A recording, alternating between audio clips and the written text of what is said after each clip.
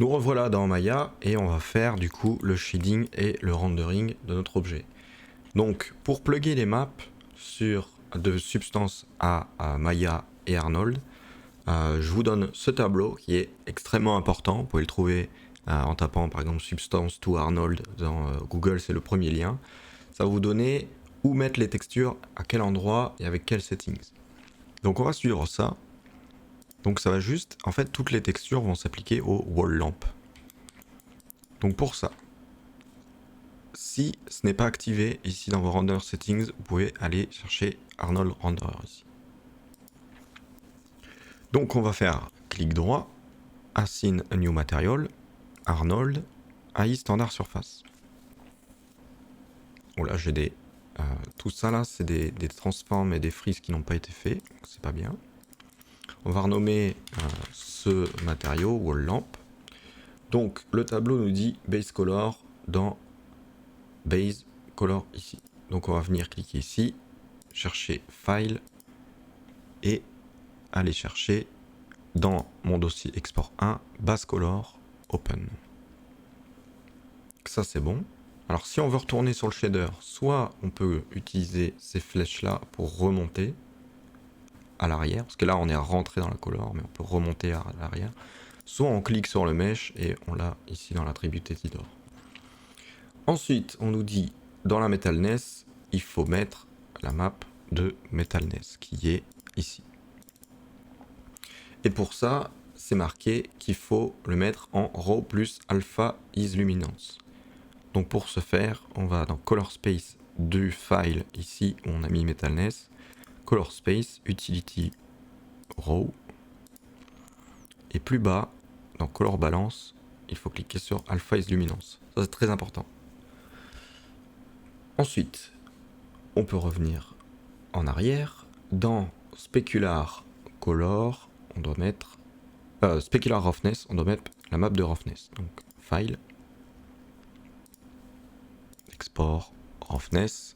Là aussi, il faut mettre en raw et alpha is luminance. Pour la normal map, on va descendre en bas dans géométrie, parce que ça c'est pas expliqué sur le tableau. Géométrie, bump mapping, cliquez ici, on va mettre un file. Donc ça va nous créer un bump 2D. Ici c'est où il y aura votre texture, mais avant ça, nous on n'a pas créé une map de bump, on a créé une map de normal. Donc on va mettre tangent space normal. On rentre là-dedans, et ici on va chercher sa map de normal. Et la normale, il faut juste la mettre en raw. Je ne l'ai pas dit pour la base color, mais la base color était en sRGB de base et c'est ce qu'il faut. Donc voilà pour ces 4 maps. Ensuite, on peut créer une HDRI. Donc un Skydome Light. Dans Arnold Light, Skydome Light. Donc ça va faire un dôme de couleur blanche. Si on veut voir à quoi ça ressemble en preview, on peut open la preview de Arnold. Lancer la preview ici. Ça va nous calculer quelques maps pour que ce soit plus rapide au rendu. Ça va transformer nos maps d'export de substance en .tx. Ce sera plus facile pour lui et plus rapide de calculer et de retrouver ces cartes, ces maps là. Elles sont là. Donc voilà, pour l'instant on a quelque chose qui ressemble à ça, qui n'est pas très beau. Si évidemment l'intensité est à 0, il n'y a plus de lumière, d'accord. On peut utiliser une température au lieu d'une couleur, plus chaud ou plus froid. Mais nous on va pas utiliser ça, nous on va utiliser une HDRI. Une HDRI c'est une image qui est en 360 degrés, qui va vous donner une intensité de lumière, une réflexion dans les parties métalliques, etc. Et ça vous pouvez en trouver de façon gratuite sur internet. Je peux vous mettre quelques liens si jamais. Une free HDRI, vous allez forcément en trouver. Je peux vous en mettre une dans mon dossier. Par exemple, on va aller donc dans Color. Ici, on va aller chercher un file. Ici, j'ai un dossier HDRI. Et donc, c'est là qu'on va choisir quel HDRI on a envie de mettre.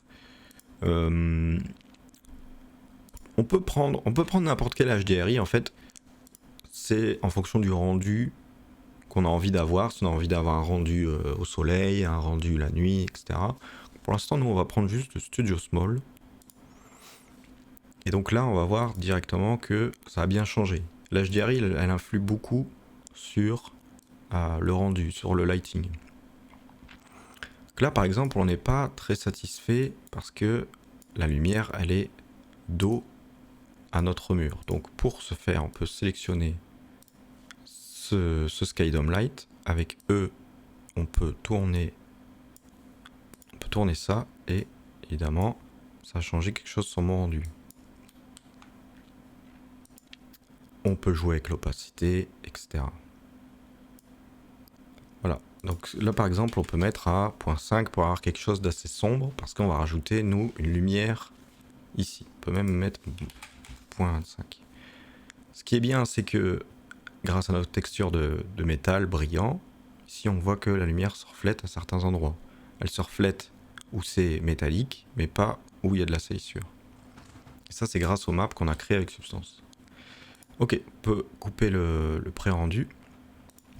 On va maintenant s'attaquer au shader de l'ampoule. On va le passer en 3, en Smooth 3. On va créer un New Material, Arnold, et standard, on va l'appeler ampoule. Une ampoule, ça n'a pas de couleur, donc c'est weight à 0, couleur noire. Ça n'a pas de roughness, c'est brillant. Mais ça n'a pas de metalness. En fait, ici, on va venir mettre la transmission à 1. Et donc, dans le rendu, alors là, on voit pas bien, mais c'est du vert, finalement. Maintenant, on veut ajouter une lumière à l'intérieur de cette ampoule. Donc, on va aller dans Arnold Light, Aria Light, qui se trouve ici. Mais nous, on veut pas quelque chose de carré. On veut quelque chose de, par exemple, cylindrique. Là, la lumière n'a pas disparu. Elle a juste un shader. Donc, si on veut que tout soit en gris, on peut utiliser ça. Ce sera plus simple pour visualiser. Donc ici, on a un cylindre. On peut le scale comme ça, par exemple, avec ces deux axes. On peut le mettre à l'intérieur. Et après, ça va vraiment être une phase de test où votre light ici, vous pouvez la booster en exposure, en intensity. Vous pouvez utiliser la couleur température pour avoir peut-être une light chaude ou une light froide. Comme moi, sur mon rendu, j'ai fait quelque chose d'un peu plus chaud. Elle était un peu plus petite. C'est pas très grave si on voit le filament au milieu. Au final, dans le rendu final, ce sera assez blanc et assez surexposé. Donc on peut par exemple faire ça. On va faire un rendu en carré, pas en 16 neuvième. Pour ce faire, on va dans les render settings. Et ici, dans preset, on peut mettre par exemple 2K square. Ça va nous faire du 2K par 2K. Dans les paramètres de Arnold Renderer, caméra à A3, c'est le nombre de samples. Plus vous le montez, plus c'est long entre guillemets, mais plus ce sera quali. Il n'y a pas énormément de choses à changer à part ces deux trucs là. On peut évidemment, si on veut travailler proprement, faire une nouvelle cam qu'on va appeler render cam. Ici on peut aller se mettre dans la render cam, on y est déjà. Avec ce bouton, on peut voir le cadre de rendu. Par contre, à mon avis, ici ça dépasse trop loin.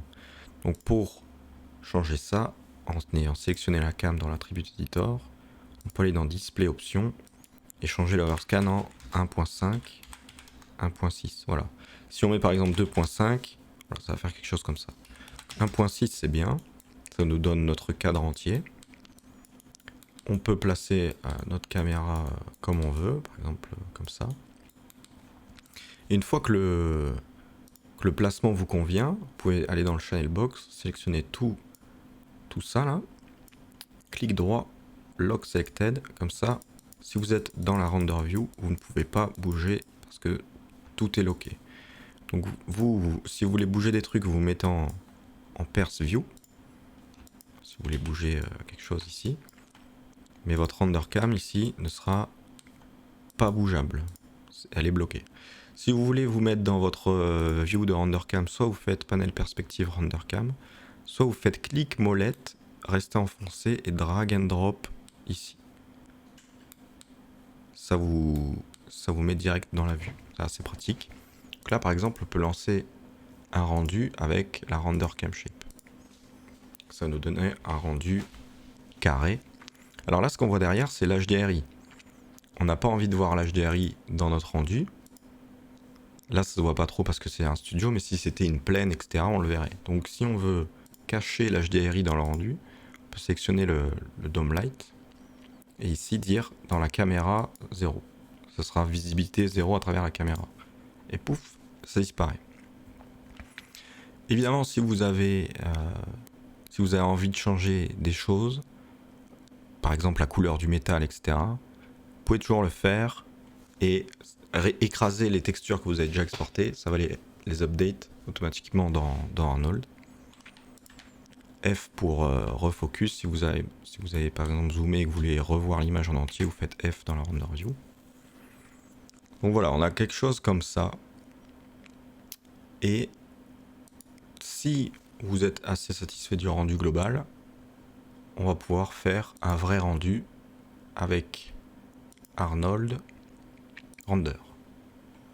Là, ça va vous calculer votre rendu en 2K et on attend que ce soit terminé.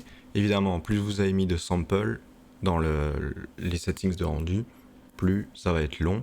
Si vous avez encore du grain ou quelque chose que l'image est un peu pixelisée, vous pouvez augmenter les samples.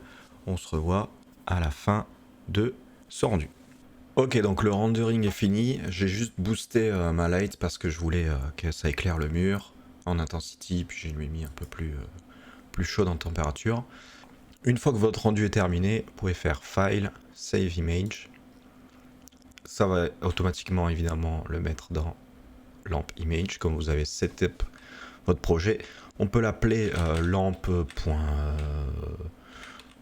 ou .png. Si on le met en PNG, normalement, ce qui est en noir sera transparent. Enregistré. Et on passe à la dernière vidéo juste après pour faire un petit peu de compositing.